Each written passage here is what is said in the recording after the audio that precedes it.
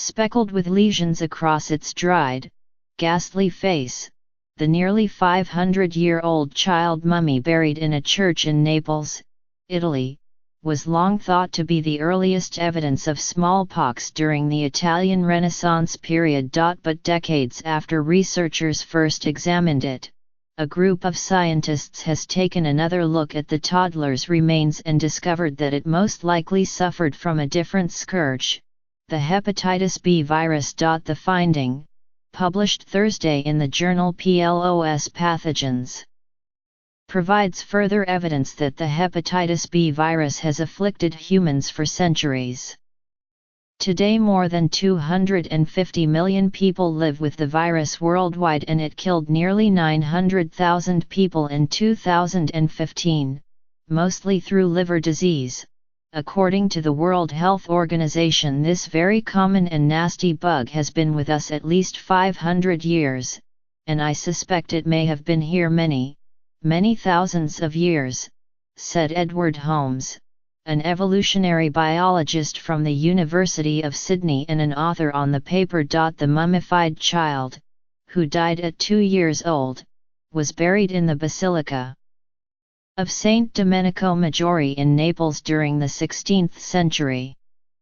The researchers who have worked there acknowledge some of the emotional challenges to studying the toddler's remains. There's this hollowness, yet this ghost-like pain still there, which is fascinating from a scientific perspective but horrific from a parental perspective, said Hendrik Poyner, an evolutionary geneticist at McMaster University in Ontario and an author of the recent paper. In the crypt, the child's coffin rests near dozens of other wooden burial boxes, some of which held the bodies of Aragonese princes and Neapolitan nobles.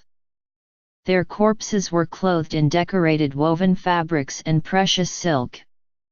Many were embalmed, but some were naturally mummified by the dry conditions of the basilica. The mummies of San Domenico Maggiore are unique in Italy not only for the antiquity and excellent state of preservation of the bodies. Gino Fornaciari, a paleopathologist at the University of Pisa and an author of the paper, said in an email, but also for the fame of the personages, whose lives and causes of death are well known. Dr. Fornaciari first studied the child mummy in the 1980s. Using an electron microscope, he found what he thought were traces of smallpox, also known as variola virus, in its remains. Since then, the child has served as a quintessential example of early European smallpox. That made it a prime target for Dr. Holmes and his colleagues, who have tried to map out the timeline and diversity of the smallpox virus. In 2016, Dr. Holmes and his team had found traces of smallpox in a 17th-century Lithuanian mummy. By re-examining the Naples mummy with molecular tools, they expected to push back the timeline of smallpox in Europe another 100 years. That was the hope, that this would be a slam dunk, Dr. Poyner said. But it's never a slam dunk when you think it's a slam dunk. Instead, when they sequenced the genome of the child mummy and performed their molecular analysis, they found no trace of the smallpox virus. But they did find evidence of the hepatitis B virus. At first they did not pay much attention to the finding.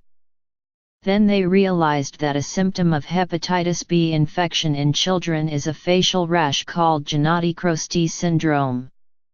They thought perhaps the hepatitis B virus caused the dots on the child's mummified face. They performed another molecular analysis and found that the genetic information they extracted from the ancient hepatitis B virus resembled that of a modern-day hepatitis B virus genome.